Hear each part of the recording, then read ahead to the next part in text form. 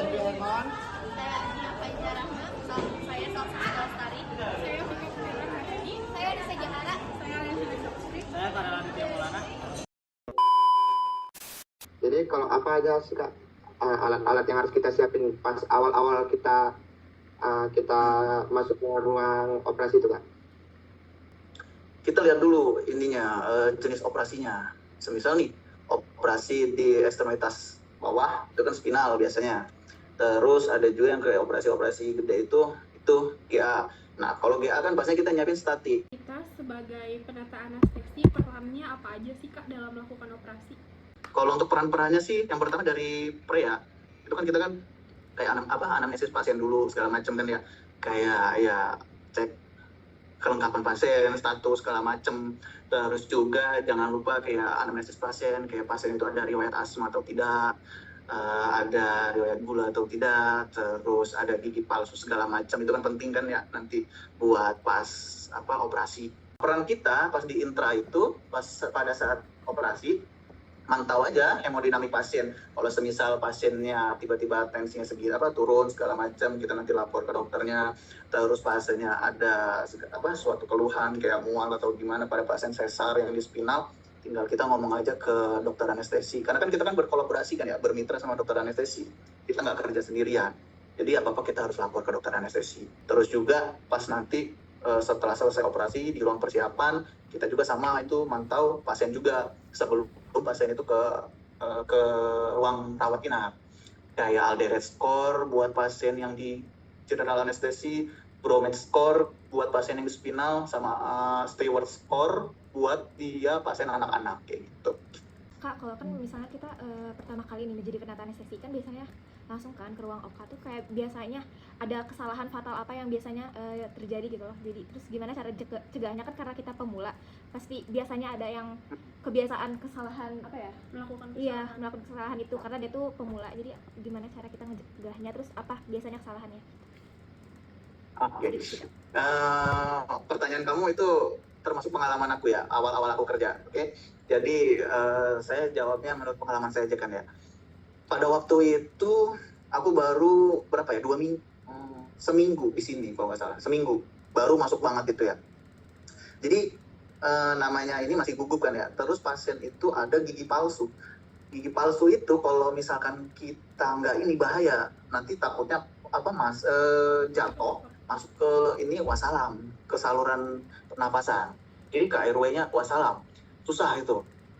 Nah, pada waktu itu kasusnya untungnya dokternya itu sadar, dokter anestesinya pas saya asistennya dokter, terus dia itu sadar, ya begitu itu langsung dicabut dan ya wassalam. Saya kena tegur, kena marah, langsung dikasih ujengan, dikasih nasihat. Ya udah, akhirnya kena marah. Nah, dari situ akhirnya saya belajar kayak jangan sembarangan, harus lebih teliti. Apa-apa tuh harus kayak nanya-nanya, jangan sok tahu. Misal kita, ini mah pasiennya gampang, udahlah kita sendiri aja, jangan kayak gitu. Kayak apa-apa harus nanya, enak gitu, karena dokter anestesi kan yang penanggung jawab penuh kan. Kita kan hanya asistensi gitu loh. Jadi ya nggak apa-apa sih kalau misalkan awal-awal kalian nanti kerja kayak gitu segala macam, pasti mental kalian diuji. Ya kalian harus kuat aja. Kalau dari saya, pertanyaannya itu seorang penata anestesi itu kesehariannya kayak gimana sih? Kan kita tuh masih awam ya tentang penata anestesi, kesehariannya di rumah sakit tuh kayak gimana, untuk jam kerjanya itu juga gimana Kak? Oke, saya jawab ya. Waktu di masing-masing rumah sakit beda sih ya. Di RSUD pada waktu itu aku shift itu dari jam 7 sampai ke jam 4 sore. Itu di RSUD. Nah, terus di swasta ini aku shift-shiftan gitu, shift pagi, shift siang, shift malam. Pagi dari jam 7 sampai jam 2, siang jam 2 sampai jam 9, malam jam 9 sampai jam 7 pagi. Untuk kesehariannya sih tergantung ya. Kalau semisal rumah sakit itu udah maju, kayak udah tipe B atau tipe A, nggak banyak penata itu ngapa-ngapain. Maksudnya nggak banyak ngapa-ngapainnya itu, kita hanya fokus ke pasien. Misalkan pasien mau dibius segala macam, kita hanya fokus ke ini. Tapi kalau misalnya kayak aku di sini, aku kan tipe C. Itu banyak banget yang aku kerjain. Yang pertama, aku kerjakan status. Terus yang kedua segala macam aku nyiapin apa ya, kayak penunjang lain lah, kayak semisal apa aja sih ya, yang ngeberesin ini ngeberesin itu, terus nginput obat-obatan, terus juga nginput ERM rekam medis, cuman dia sekarang elektronik, udah nggak pakai ini lagi, udah nggak pakai tulis tangan lagi, udah nggak pakai yang kayak fisik kayak gitu, nggak. Jadi kita agak repot kalau semisal di swasta semua kita kerjain, makanya capek banget kadang. Kalau di tipe-tipe C ya atau D itu capek banget penata, beda sama tipe B atau tipe A untuk kesehariannya gitu sih. Mungkin kakak punya pesan atau tips buat kita yang masih belajar, kan kakak udah kerja lama gitu, tips buat kita mahasiswa itu apa sih, ada gak? Pada waktu itu aku agak ini juga sih, agak nyesel karena nggak belajar benar-benar pada pas kuliah gitu. Soalnya banyak teori-teori yang bagi anestesi itu penting tapi aku lewatin gitu. Makanya aku pesan ke kalian ya manfaatin gitu waktu kuliah gitu, jangan full main atau segala macem lah. Ya sesekali disempatin belajar gitu, kan ada bukunya, buku praktis anestesiologi itu, dibelajarin dasar-dasarnya anestesi, obat-obatannya, enak nanti. Kalian bakal ngerasain yang udah belajar sama nggak belajar pas nanti praktek atau kerja. Nah, makanya kataku nanti kalian jangan disia-siain kalau semisal tentang anestesi, ya kalau bisa harus inilah, nyimak banget lah. Bagaimana waktu kakak menangani pasien yang gawat darurat dan apa aja alat-alat yang harus disiapin gitu biar gak ada yang ketinggalan gitu? Gawat darurat, kalau untuk gawat darurat pas pengalamanku sih alhamdulillah nih aku ya slow living aja, nggak ada yang ini sih, nggak ada yang aneh-aneh. Cuman pada waktu itu pernah itu gawat darurat, jadi pas aku di RSUD kerja ada pasien tiba-tiba nih ARES, henti jantung, ibu lagi hamil.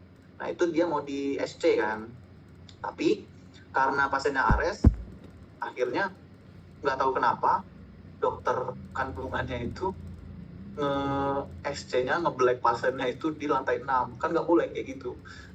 Itu kan harus steril kan ya, jadi pada waktu itu nggak karuan gitu loh.